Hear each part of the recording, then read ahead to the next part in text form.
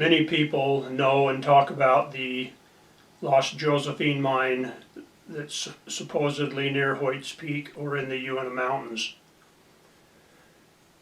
Far fewer people have heard of or know about the Josephine Mine in the Henry Mountains.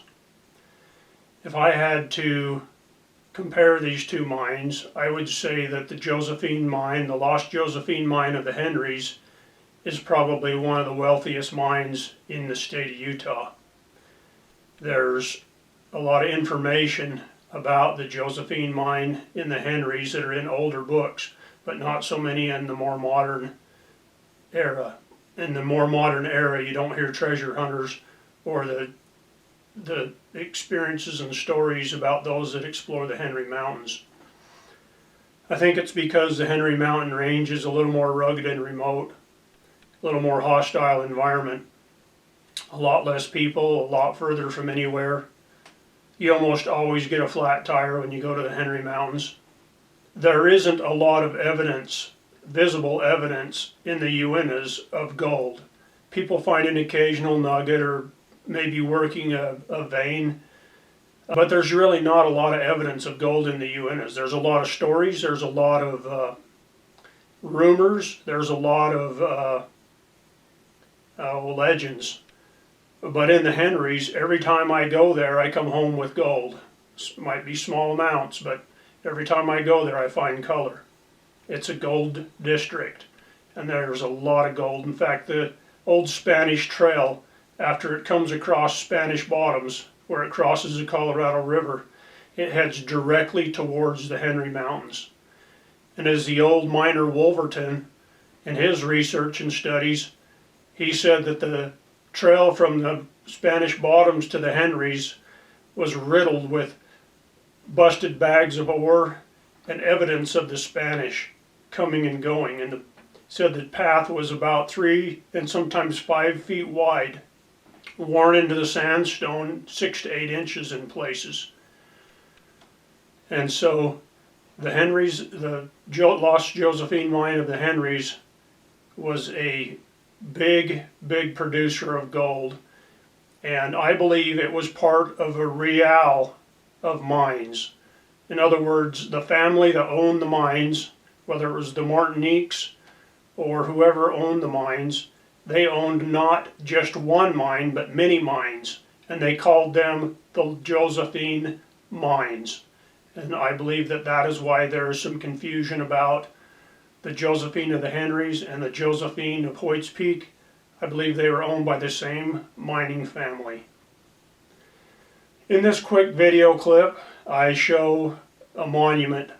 In fact, there are other monuments that go with this monument. One of these days I'm going to put together a video, but I want to get back over and do a little bit better job, get better video of these monuments and get closer to them. But if you will look at this monument, it reminds me of the Virgin Mary from a certain distance.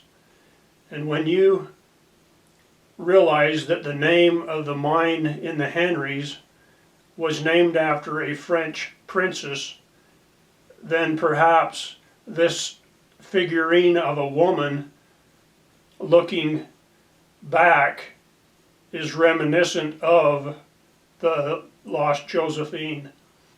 When you look south from this monument, this is what you see. And there's a trail that leads directly towards this mountain range. This is the Henry Mountains. This is where the cutoff trail that comes from the Salina Canyon comes across. It forks. One branch goes over towards Fish Lake, and the other branch comes over towards the Fremont River and across to the Henry Mountains.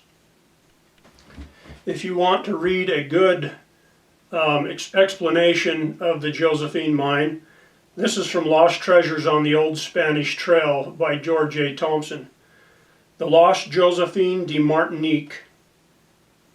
There has been no lost mine more sought after than the fabulous Josephine De Martinique, nor is there one with more historical evidence to support its authenticity. References to it can be found in both church and civil archives, as well as in records of the King's Quinto, paid on gold shipments made from it. The Bear's Ear section of the old Spanish Trail had no other purpose than to serve the Josephine Mine.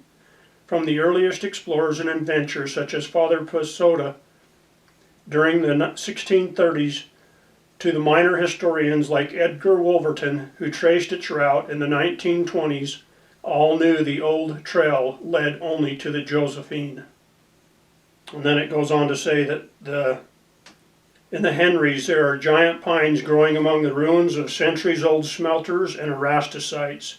They have been tree rings dated back to the mid-1600s. Anyways, this is talking about the Josephine De Martinique in the Henry Mountains.